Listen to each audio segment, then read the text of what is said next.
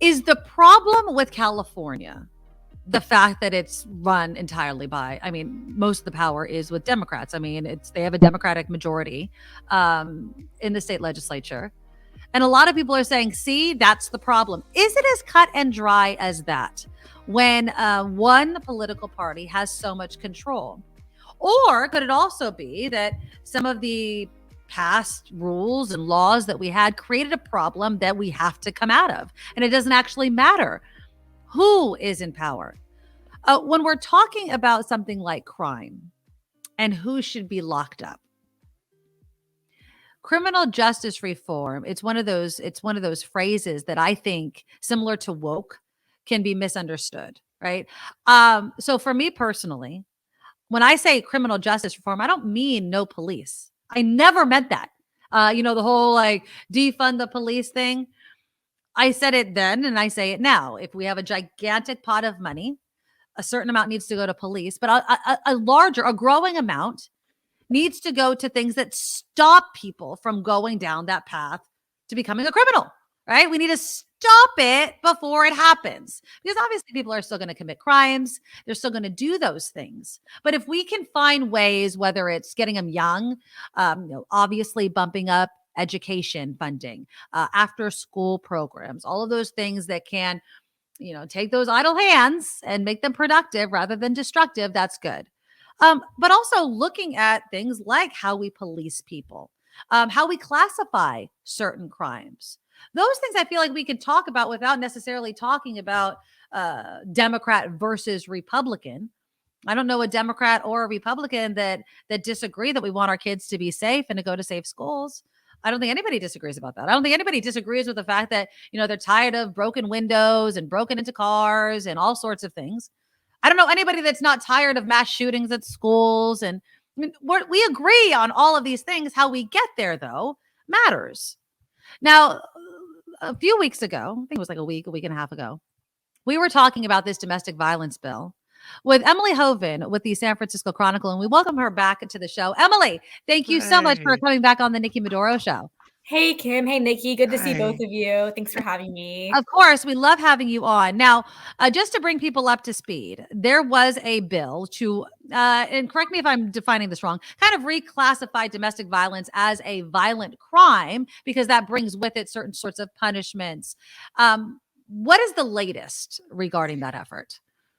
Yeah, so the bill that would have reclassified domestic violence, human trafficking, and certain other sexual crimes, such as rape of an unconscious person or an incapacitated person, as violent crimes in the California Penal Code, it was up last week for a vote in the Assembly Public Safety Committee, and it failed. None of the Democrats in the committee supported it. It was supported by the two Republicans, and it failed. And it was not necessarily Wait. All Democrats voted against it and two Republicans voted for it. Yes. And it was not necessarily a surprising vote to me in the sense that it was authored by a Republican. And also it was a bill that would increase criminal penalties, which is typically something that Democrats have been very wary of doing, kind of understanding the impacts of mass incarceration and wanting to reduce prison and jail sentences so that people are not in there for as long of times because they feel like it doesn't improve public safety. So I wasn't necessarily surprised by that, even though I felt that I had argued in my last column that beyond that, we know that domestic violence is connected so strongly to mass shootings. Mm-hmm. And if we know that to be the case and we want to stop mass shootings, we should use every tool at our disposal to address the people that are most likely going to commit those crimes. So that was frustrating, kind of given that was sort of a new aspect of the conversation that I felt was not adequately discussed in the committee or debated in the committee. But I think what made it particularly striking was that literally moments later, a Democratic bill came up that would also increase criminal penalties for certain crimes. These ones pertaining to loss or theft or destruction of property above $275,000. And the bill unanimously passed. And the Democrats who voted in support of the bill said, as they voted it, I don't really like this. I'm, categorically opposed to sentencing enhancements, which is essentially what the domestic violence bill would also have done. But I'm going to support this because I trust your intentions of the author of the Democratic author. And there were small differences in the bill. The Democratic bill would have allowed judges to decide whether to impose that additional sentence, whereas the domestic violence bill would have required them to impose it. But those differences are not meaningful enough, in my opinion, to completely pass one and then kill the other without having a more nuanced conversation about what these bills would do. I mean, it seems like they put up property above lives here. Right. I mean, so Democrats are all for sentencing enhancements for property. $275,000 is a lot of money, but what do they say to domestic violence victims that are like, what the?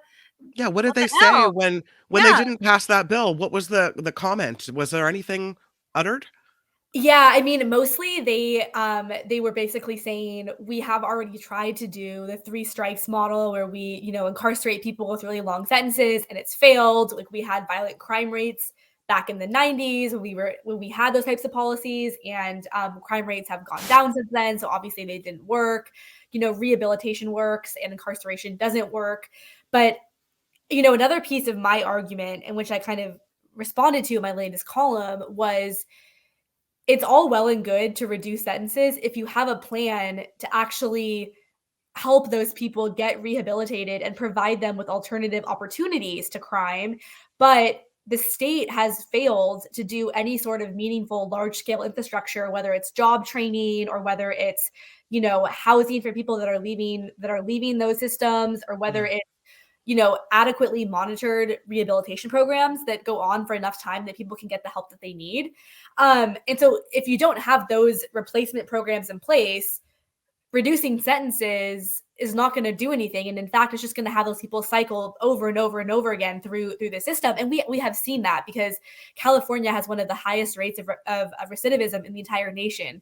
I believe for the last year that they had stats around 2016, I believe more than 60% of people that were released from prison were arrested again and convicted of another crime within 3 years. So it's obvious that they're not getting those steps that they need to heal in prison. And so they're just if you just release them or you don't put them in there for as long of a time in the first place, and there's no alternative structure for them, that could pose a big problem for our communities. Absolutely. And just as you're talking, obviously I'm thinking of Governor Newsom's plan for San Quentin happening around the same time as this vote happened. Your thoughts on that? I mean, I think the governor, he has been at the forefront of this movement to kind of talk about a transition away from incarceration to rehabilitation. Newsom and other Democratic lawmakers have said that CDCR, which is the state prison system, the Department of Corrections and Rehabilitation, has never emphasized rehabilitation as much as it should have. And I believe there at one point in the committee hearing, someone said that of the corrections budget, only 0.7% of it is spent on rehabilitation, and the rest of it is spent on other issues.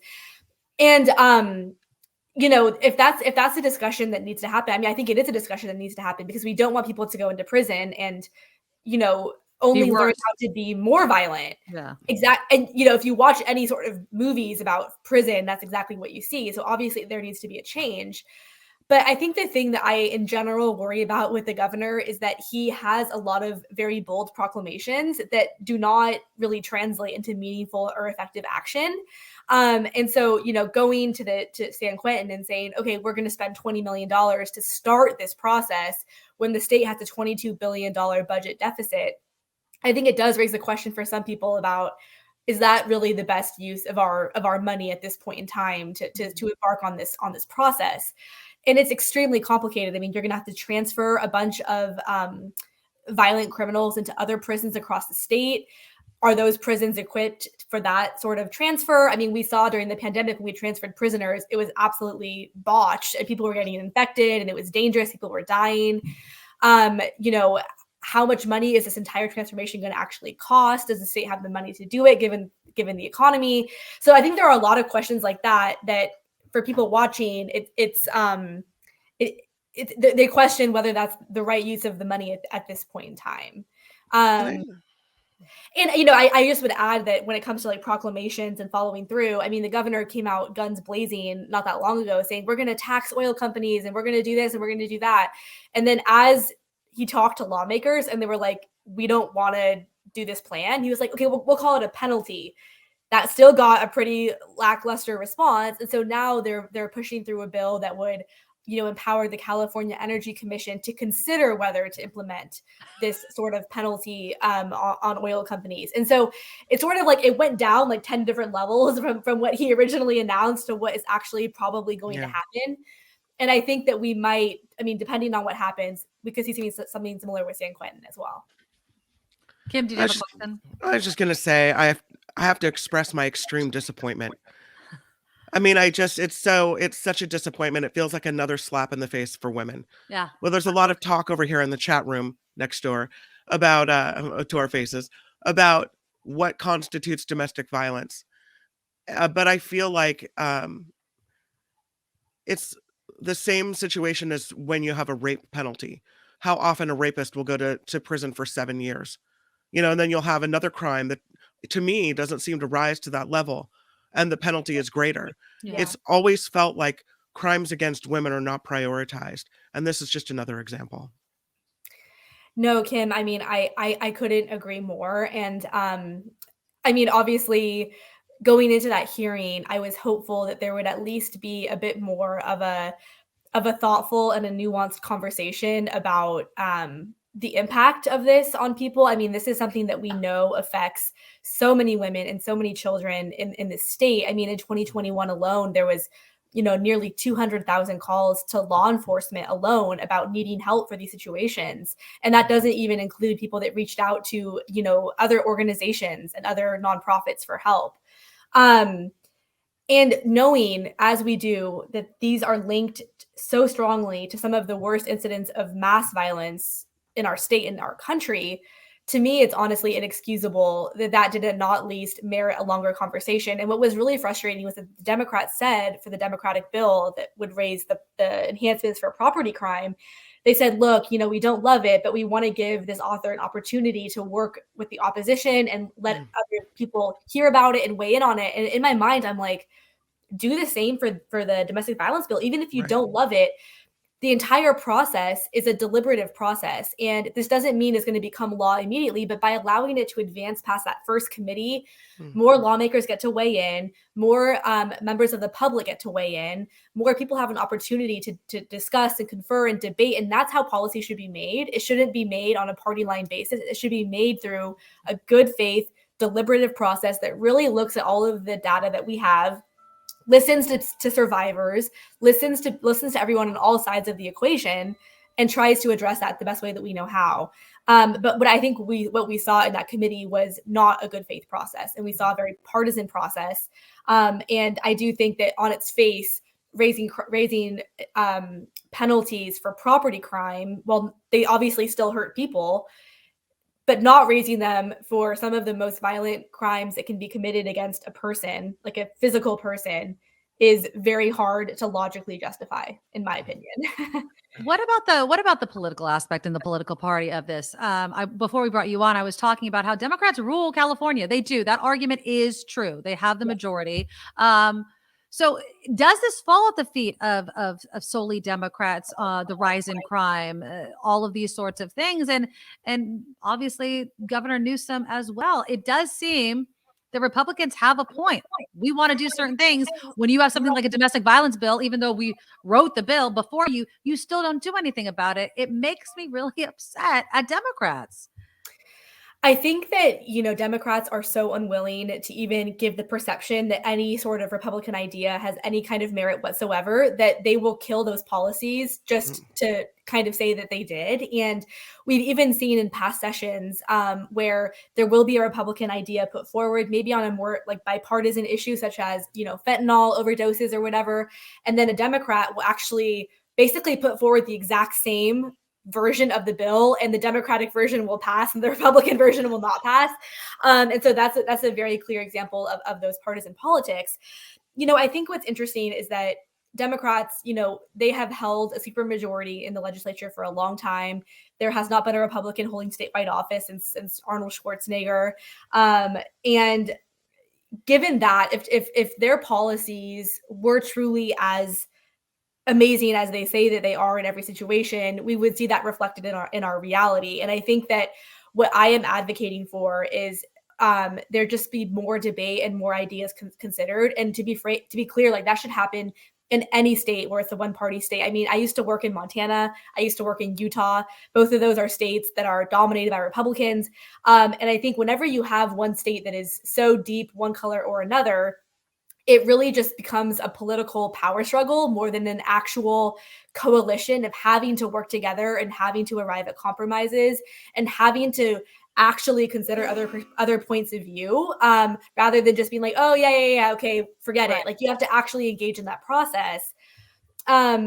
And right now, I think it's just more beneficial for the Democrats to, and the Republicans too, just attack each other, and that gets all of us nothing nowhere. done. Exactly. Yeah. And I wish that there was something like, and I hate to bring up the NRA, but you know how they give grades to politicians. I mean, we the people need to grade our politicians for working together for actual solutions that bring actual progress on issues. I mean, there can be bipartisan bills that don't do anything, but if you work across the aisle on something that shows results, they should be praised for that. And maybe we as voters hold some responsibility for not making that an important part of how we vote, and making that part of the platform that we want some of these politicians to have.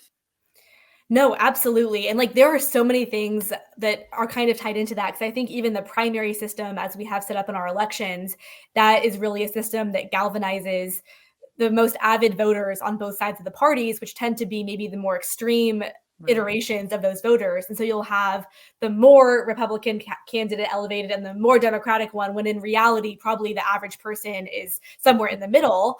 And then obviously we have just this breakdown in trust and good faith by social media. And I think also our most primal instincts. I mean, I think humans thrive on conflict, right? Like we love drama, we're interested in things like that. And so sometimes we kind of let that side of ourselves take over, and we are going to click on the headline that is more, clickbaity and more aggressive and more confrontational, rather than one that says, oh, incredible work done by, X, Y, and Z. Compromise made.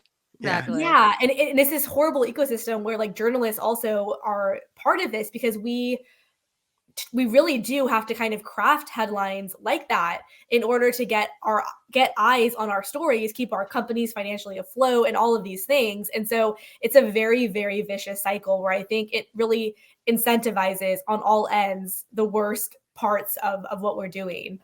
Absolutely. And it sucks, and I think we're all part of it. I mean, like you're talking about human nature, the sports team aspect of politics, how it's become, it's like my side against your side. And like, I'm a Niner fan. No way am I ever rooting for the Raiders. I don't care what's going on, but that's sports. This is people's lives and our safety and everything else. Both sides do it, but it's disappointing when you have something as important as this and they let politics get in the way. Exactly.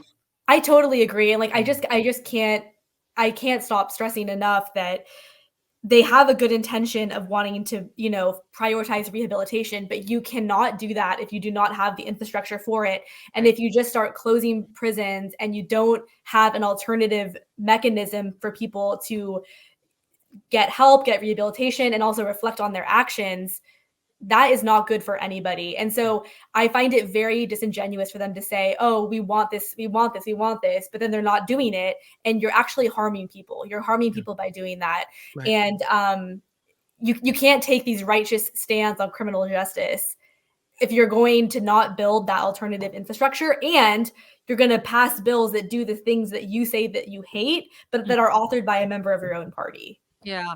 It's like a house of cards and I'll call out Newsom. I mean, it's like, I dream of a world that has all these things, as if we could just wiggle our nose and it's just going to come to be. As you're talking, I'm thinking of the care court, right? I mean, all these things sound great, but the human infrastructure, not there. The money, not there. We could start the process, but if it doesn't work quickly enough, people are going to say that it's a failure. They'll pull the funding, and then we're right back where, if not worse than when we started. And that's scary. That's really scary.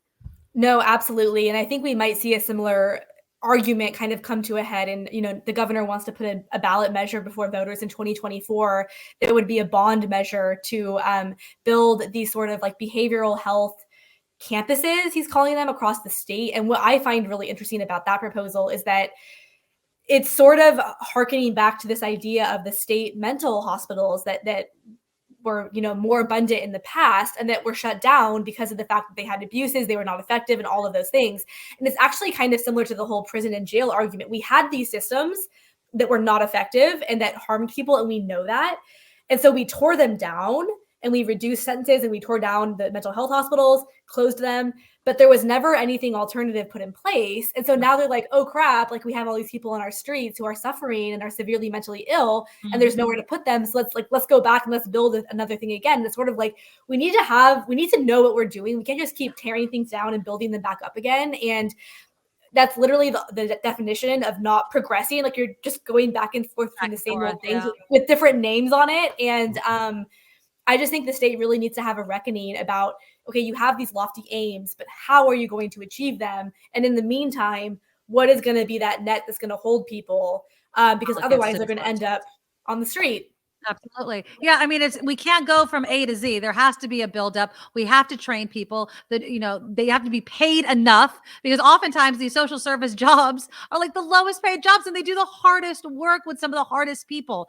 Emily Hoeven, your article is linked in my show notes. I love having you on. I'm really disappointed that it turned out the way it is, but I know you're going to be following it and so much more. You're awesome. And we can't wait to have you back on. Thank you so much. Thank you. Thank you both, Kim and Nikki, for talking to me about this and giving it the attention it deserves. Thank you. Absolutely. Thank you so much. Have a good one.